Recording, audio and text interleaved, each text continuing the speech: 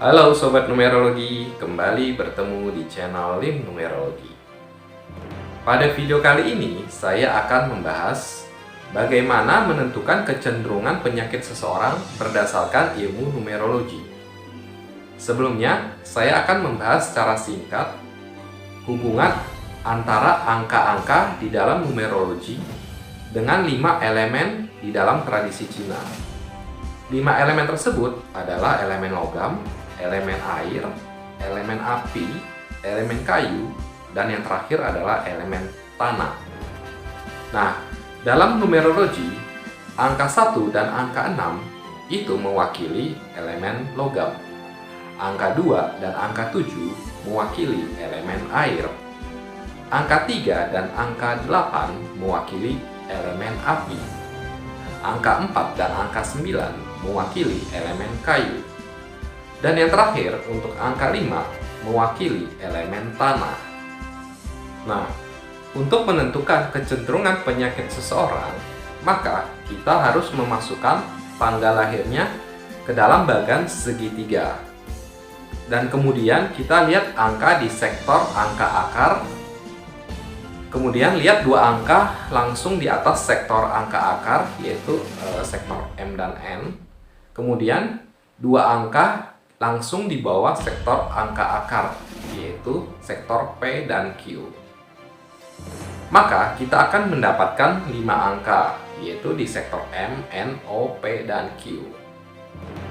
Nah, kemudian kita gunakan 5 angka tersebut dan hubungkan dengan elemen-elemennya. Jika terjadi ketiadaan dari 5 elemen mana saja, maka ketiadaan dari 5 elemen itu adalah kecenderungan penyakitnya. Sebagai contoh pertama, saya akan memilihkan tanggal lahir 30 Desember 1982, di mana capnya adalah sebagai berikut. Di sini kita hanya melihat angka di sektor M, N, O, P, Q. Nah, di angka M ini adalah angka 6, mewakili angka logam. Di sektor N adalah angka 2, mewakili angka air. Di sektor O atau angka akarnya ada 8, mewakili elemen api. Di sektor P adalah angka 1, mewakili angka logam. Dan di sektor Q adalah 5, mewakili elemen tanah. Nah, di sini kita lihat bahwa dari tanggal lahir orang tersebut tidak punya elemen kayu, yaitu tidak ada angka 4 atau angka 9. Maka sakit orang tersebut kecenderungan adalah sakit kayu. Di bagian belakang video nanti saya akan menjelaskan penyakit-penyakit apa saja yang termasuk dalam sakit logam, sakit air, sakit api, sakit kayu, dan sakit tanah. Contoh yang kedua, tanggal lahir misalnya 29 September 1983. Di sini kita lihat di sektor M-nya adalah angka 2 mewakili air, di sektor N adalah angka 3 mewakili angka api. Di sektor angka akar O adalah angka 5 mewakili elemen tanah. Di sektor P adalah angka 8 mewakili elemen api. Dan di sektor Q adalah 7 mewakili angka air. Jadi, orang tersebut tidak memiliki elemen logam, yaitu angka 1 atau 6. Dan elemen kayu, yaitu angka 4 atau angka 9. Maka orang ini mempunyai kecenderungan untuk sakit logam dan sakit air. Contoh ketiga, misalnya orang tersebut lahir pada tanggal 7 Februari 1966. Di sini kita lihat angka di sektor M adalah angka 9 dengan unsur kayu, sektor N adalah angka 4 dengan elemen kayu, di sektor angka akar O yaitu angka 4 dengan elemen kayu juga, kemudian di sektor P adalah angka 8 dengan elemen api, dan sektor Q angka 4 dengan elemen kayu. Jadi orang tersebut tidak memiliki elemen angka logam yaitu 1 atau angka 6, elemen tanah atau angka 5, dan elemen air atau angka 2 dan 7. Maka orang tersebut punya banyak penyakit, yaitu memiliki penyakit logam, penyakit tanah, dan penyakit air. Contoh keempat adalah tanggal lahir 7 April 1981. Di sini kita lihat di sektor M adalah angka 2 dengan elemen air, di sektor N adalah angka 1 dengan elemen logam, di sektor angka akar O adalah angka 3 dengan elemen api, di sektor P adalah angka 4 dengan elemen kayu, dan di sektor Q adalah angka 5 dengan elemen tanah. Di sini kita melihat bahwa orang tersebut mempunyai semua elemen, yaitu mempunyai angka 1, 2, 3, 4, dan 5. Apakah berarti orang tersebut tidak mempunyai penyakit? Tidak jawabannya. Penyakit orang tersebut terlebih sering adalah penyakit keturunan. Jadi untuk mengetahui penyakit dari orang tersebut, pertama-tama kita harus perhatikan angka di diagram pojok kiri pertama, yaitu di bagian sektor I, disebut juga sebagai sektor Aya. Di sini angka I kita lihat adalah angka 7 yang mewakili angka air. Maka masalah penyakit orang tersebut adalah penyakit air. Nah, contoh yang terakhir misalnya tanggal lahir orang tersebut adalah 15 Maret 1989. Di sini kita lihat angka di sektor MNOPQ semua adalah sama, yaitu angka 9 yang mewakili elemen kayu.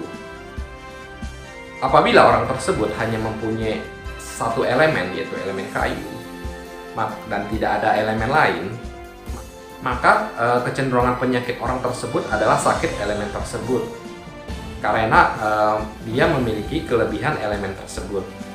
Jadi orang tersebut mempunyai kecenderungan untuk mempunyai sakit kayu.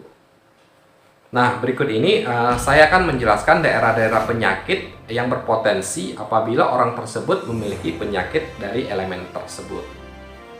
Yang pertama, untuk penyakit logam, daerah penyakit yang akan berpotensi untuk terjadi adalah di bagian paru-paru atau masalah usus besar, isolasi, yaitu kecenderungan seseorang untuk mengisolasi diri, kemudian sinisme, yaitu mempunyai pandangan yang negatif terhadap orang lain, kemudian alergi atau masalah kulit, masalah seputar pernapasan, dan asma. Untuk penyakit air, yaitu masalah ginjal atau kandung kemih, rasa takut atau fobia, sakit punggung sebelah bawah, linu pinggang, impotensi atau ketiadaan nafsu seksual, sering kencing, bayangan atau kantong hitam di bawah mata, alergi terhadap dingin, dan masalah di sistem syaraf pusat.